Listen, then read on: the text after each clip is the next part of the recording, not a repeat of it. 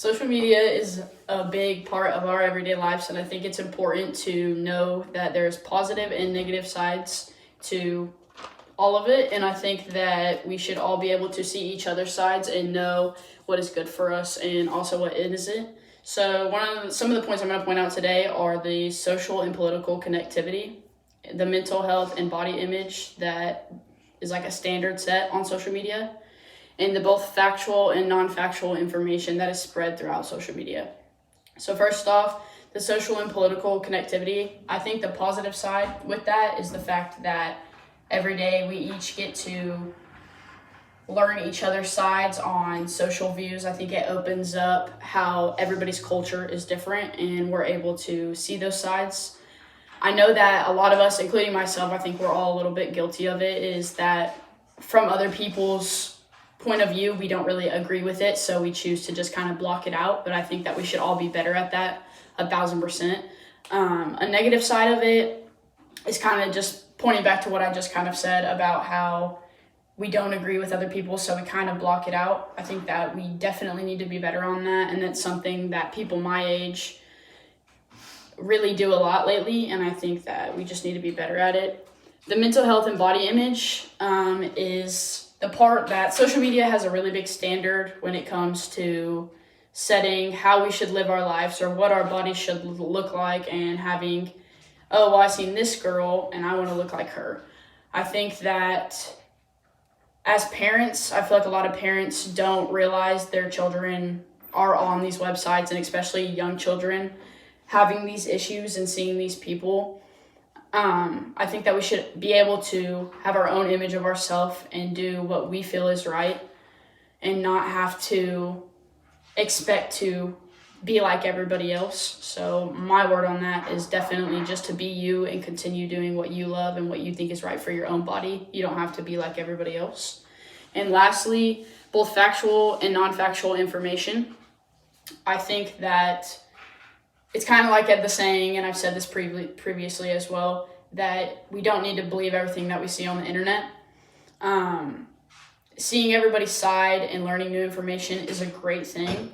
But on the downside of that, you have lots of information that is put out by lots of people that is just simply not true. And it's very easy to be persuaded a certain way by fake information. I think that a way that we could possibly have a little bit of a solution to that would be to simply eliminate the amount of people that are able to post major news and things like that. Because when we are posting this and posting that, and there's like major creators or just people in general, like if I posted something that was just non-factual and it gets around to a lot of people or goes viral on TikTok, it is not something that is ever going to be a positive factor, because it's just simply not the truth. I think that social media all around is very positive and very negative. Personally, I believe that we should have a standard set for each of us. I think certain apps maybe should not necessarily even have guidelines on like how old you should be to use them. I think that if you're not able to sit there and be truthful and know what is going on around you in the all like of your social life, you shouldn't be allowed on these apps, because at that point it just gets kind of ridiculous. In conclusion, I would just like to point out kind of towards like my PowerPoint that I've also submitted with this video, that there is lots of T-charts and graphs on there, as well as my works cited page that also shows how social media has developed and how it impacts our body image. I put that on my slideshow.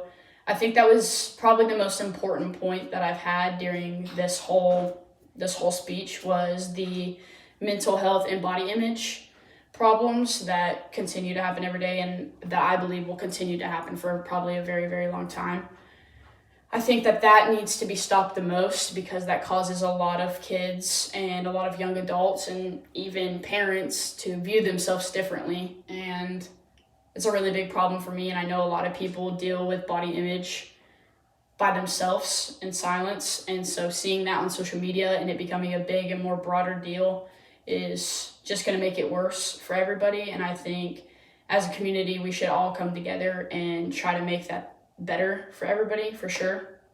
I also think that another big thing is just seeing everybody's side and being open to hearing about other people's cultures, hearing about other people's perspectives.